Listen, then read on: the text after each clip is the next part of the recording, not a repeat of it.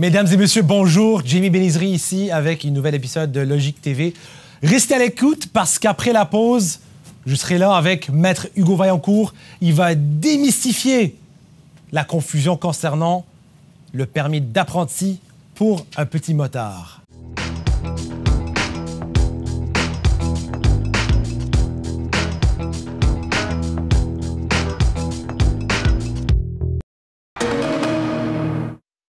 Alors, premièrement, qui est Maître Hugo Vaillancourt et qu'est-ce que tu fais à Légal Logique?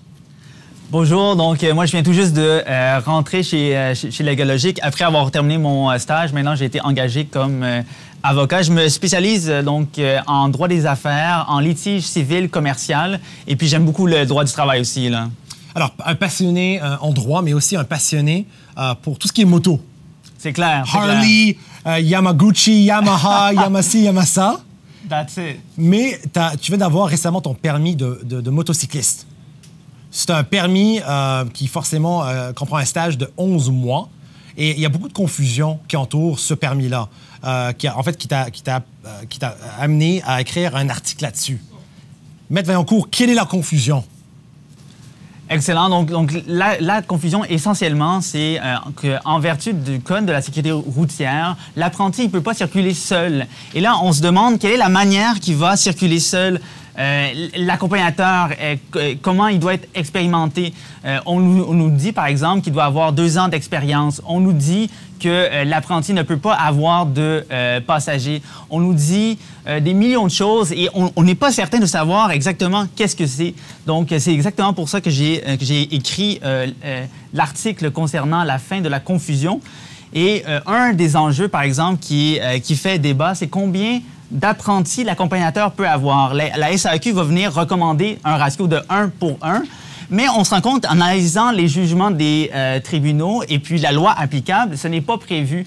Donc, c'est une des raisons pourquoi j'ai écrit l'article et où, dans le fond, en termes de facteurs applicables, on peut, pour un peu rendre élastique la loi, rendre une interprétation de la loi, considérer plusieurs facteurs. Par exemple, l'expérience de l'apprenti, l'expérience de l'accompagnateur, ce qui va venir que, évidemment, c'est pas possible d'avoir 15 apprentis pour un accompagnateur, mais en fonction des différents critères, c'est possible d'avoir une certaine marge de manœuvre là, par rapport à ça. Aussi, il y a tout un débat concernant à la place que l'accompagnateur doit prendre par rapport à l'apprenti. Est-ce que c'est en avant, en arrière?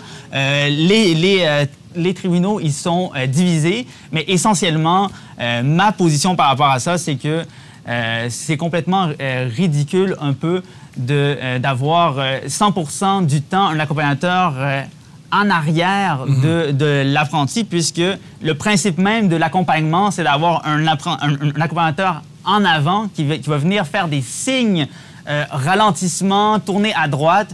Donc, c'est pour ça que moi, je ne partage pas la position de certains jugements des tribunaux par rapport à ça. Alors voilà, on met fin à la confusion entourant le permis d'apprenti motocycliste avec Maître Vaillancourt.